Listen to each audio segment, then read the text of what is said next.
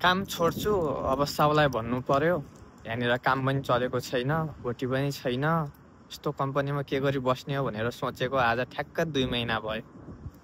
साउलाई भन्नु पर्यो एकचोटि प्रस्ताव राख्नु पर्यो साउले दियो पनि दियो नदिए पनि ठिकै छ एकचोटि प्रस्ताव राख्नु पर्यो भनेर आज सोचेको 2 महिना भयो तर पनि मैले साउलाई भन्न सकेको छैन खै किन म यति धेरै डराउँछु त्यो साउलाई देख्ने बित्तिकै त्यो म्यानेजरलाई देख्ने बित्तिकै मेरो मुटु डुक डुक डुक डुक डुक डुक डुक डुक गर्न थाल्छ के हैन अब उनीहरूले भनेपछि जान दिन्छ दिँदैन थाहै छैन